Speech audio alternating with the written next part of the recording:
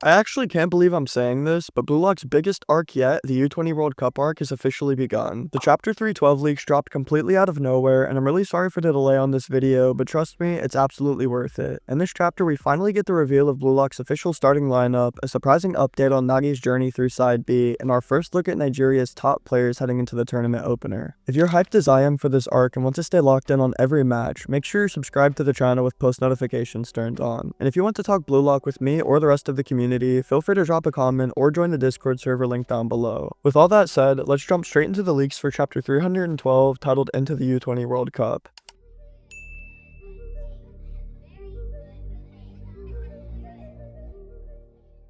The chapter opens with some dramatic intro text which states, "All are ready for the U-20 World Cup. All that's left now is to believe in their egos." As we see this, Isagi is calmly lacing up his boots, taking a deep breath, and mentally grounding himself for what's ahead. He tells himself to focus up on this one match and nothing more. That right now, all he needs to do is be a machine for goals, just like he was in the new Egoist League. I swear, the change from his nice and wholesome family to the talk on the pitch is a major one, dear lord. But this time, it's not just about scoring. Isagi knows that he's also a cog in Ego's grand machine, playing a role in something even bigger. His true purpose now is to help lead Japan to the top of the world. As the stadium lights dim, the entire crowd starts to lose their minds, waving their glow sticks in sync as the hype builds. The announcers come on to introduce the Japan U-20 Blue Lock squad, and with a burst of fire exploding across the field, we get our first look at the newly revamped stadium. Whoever did this lighting and field deserves a raise, and Blue Lock Roblox developers, you know what to do. As the flames settle and the crowd roars, the first name is announced as Japan's goalkeeper, none other than Gagamaru himself. The fans erupt as he walks out onto the field with fireworks blasting in the background. They chant his name and even give him the nickname Guardian Gagamaru, which is honestly kind of fire. That being said, I'm still gonna miss when they used to call him Wild Boy back in the earlier matches. That nickname just had a chaotic nature vibe and fit him way too well, but I guess Guardian works too. The next wave of announcements is for the 3 center backs who will be protecting Gagamaru. And yes, we got Ryu, Nico, and of course, the king himself, Oliver Aiku. Based on the leaks, it really looks like Aiku is wearing the captain's armband on his left arm, which was a bit surprising to me. After last chapter though, it does make a bit more sense as maturity-wise, Ego probably realizes that Isagi still has some growing to do. The announcers also bless Ryu with the title of the tall, long-haired, magnificent defender and call Nico the brain of the defensive line. I don't know who's coming up with these titles, but I need them to name my next Wi-Fi network. The glaze is also just insane. Before we get the rest of the lineup, the scene cuts away from the stadium for a moment as we see fans piling into the facility. Among them is none other than Nagi Seishiro, walking alone through a crowd without his jersey or number. Nobody recognizes him, and in this moment, it hits hard that he's truly no longer part of Blue Lock. The panel goes crazy because the energy is so different. It's like he's in the same world but not part of it anymore. While walking, Nagi reflects on Ego's words and realizes that he betrayed the philosophy he was taught by abandoning his true desires. He lost because he stopped living by his own volition, and that's why he fell. Now, he's just trying to claw his way back up.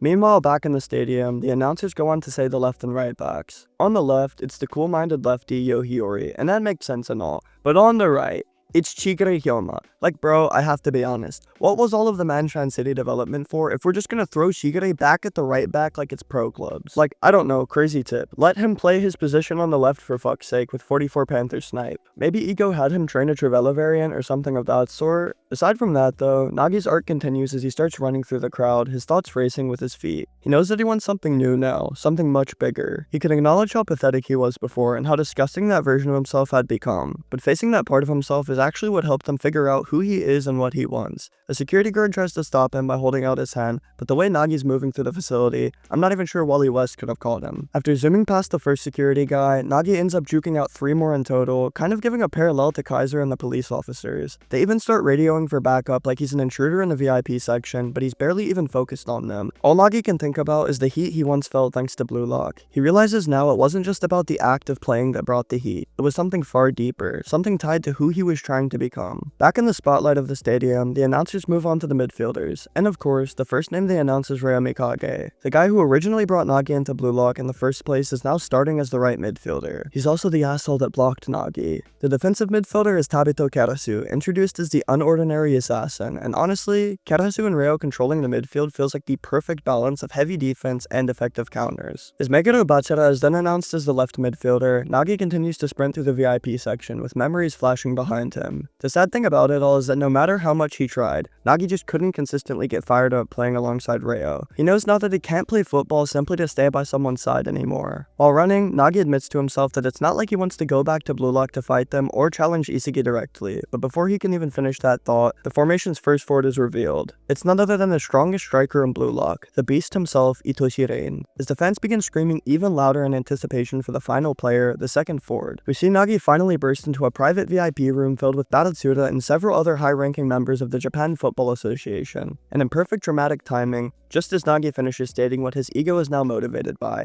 we cut back to the field and see it. Isagi Yoichi, the prodigy of Blue Lock and the Demon King, is officially announced as Japan's other starting striker. I don't even know why anyone doubted this, but after 300 chapters, my boy is finally in the role he was born for, a raw striker for Japan. As we see Isagi calmly walking out onto the pitch with some quiet intensity, it cuts back to Nagi, who's still reflecting on everything. He now believes that when you're truly at the center of your world, your heart will tell you, it will scream at you to light the fire again. As we get a montage of all of his most iconic goals and moments throughout Blue Lock, Nagi realizes that he will do anything to feel that ecstasy again. It made him feel like a god, and for that feeling, he would sacrifice anything. He sprints right up to Baratsuda and directly asks the question that's been burning inside him this whole time. Is there still one more spot left for him on Blue Lock side B? Is there still hope for him? Looking directly into Baratsuda's eyes, Nagi's skull aura flares back up around his face as he declares with full conviction that he wants to become the best in the world. He says he doesn't care what it takes, and if it means crushing Blue Lock itself to reach that goal, then so be it. At the bottom of the panel, we see Baratsuda grinning to himself, of course, because he finally got what he wanted all along, full control of nagi seishiro. As the announcers scream out that the U-20 World Cup is officially about to begin, we're then hit with an amazing double spread showing off the Nigerian national team. Leading the squad is a forward named Onagi or Onazi, who tells Blue Lock to give it everything they've got. Around him we see three other standout players. One of them is wearing goggles and gives off big Yukimiya vibes, probably a speedster. The next is crouched down and looks absolutely feral, giving me instant Shido Ryuze or Charles Chevalier energy. And finally, there's one who looks to either be a goalkeeper or defender, and his whole design is goofy. It looks like he'd fit right next to Gagamaru's family tree. Overall, in my opinion, and according to the community based on Twitter, Instagram, basically everything I've seen, they snapped on the diverse character designs. I hope the rest of the national teams look this good, and I cannot wait to see what each of these guys can do once the match kicks off. With the final page of this chapter, we see the U-20 World Cup officially begin. Japan is now set to face off against Nigeria in the first game of the tournament. With a confident smirk and aura pouring out of his eyes, Isagi Yoichi looks forward and says that he will once again strive to reach the top of any competition. With no break, of course, Blue Lock Chapter 313 will be dropping on July 29th and is officially titled Opening Warriors. I know it feels like a long wait, but that's only because the leaks dropped way earlier than expected this week and completely out of nowhere. As for my predictions, I'm gonna shoot some airballs in my next video, which will be a full prediction video breakdown of Japan's group stage run. That one should have been up today, but thanks to the leaks dropping at a weird time, it should be up now either tomorrow or Sunday. But yeah, I'm really curious about how all of this is gonna play out. Whether it's about Chapter 313 or just the World Cup arc in general, let me know what your predictions are in the comments. Whatever the case may be, I always love hearing what you all think, and it really helps out the channel when you comment and engage. That's gonna wrap up today's video, so huge shout out to anyone who made it this far. If you want to stay up to date with everything Blue Lock and support the channel, make sure you've subscribed and leave a comment down below like I said. I've also got a community Discord linked in the description if you want to come hang out and talk Blue Lock with me and other fans. I hope you all have an amazing day, and I'll catch you in the next one shortly.